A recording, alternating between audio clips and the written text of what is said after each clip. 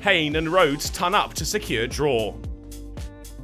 Warwickshire face a battle for survival on their final day at clean slate Headingley. A war of attrition marks the final exchanges of the third day, with Warwickshire 57 for 3, 148 behind in their reply to Yorkshire's first innings 449.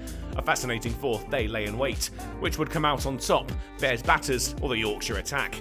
The early stages suggested the former, Hain and Rhodes resuming their defensive duties, navigating the early bowling, and up to a 50-run partnership scored off a gritty 190 balls when Hain found a rare boundary. A best delivery squirted off Rhodes and past the catchers for 2, and with it, the visitors had moved to 3 figures. Hain was into the 40s soon after, and Rhodes joined him there, albeit with neither man in any hurry to get to 50.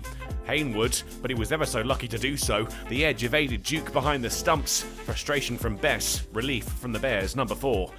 And they stuck to their task until lunch, up to a 100 partnership when Rhodes put away a loose best delivery. They reached the break at 128 for 3, trailing now by 77. Yorkshire kept plugging away after the break, but for little reward. Warwickshire had found their feet, and the morning session had given them some confidence. That took Rhodes to 50 early in the session, up to the mark of 184 balls when Root disappeared to the leg side boundary. They were strolling their way towards parity, the scoreboard moving at a much better rate now. 3 runs from Rhodes took the pair to a 150 partnership. Even the new ball didn't seem to help the hosts. Edges fell short. Yorkshire's luck just didn't seem to be in. These two were sprinting their way through now, both men threatening to go to 100s. The deficit became a lead when Hain produced something a bit special. Revis uppercut over the offside, and the first goal for Warwickshire had been achieved. If the hosts were going to force a win, they'd have to do it with the bat. But that was looking more unlikely as the day went on. The hosts still wicketless all the way through to tea. The Bears now leading by 17. Hain and Rhodes just a handful of runs each away from centuries.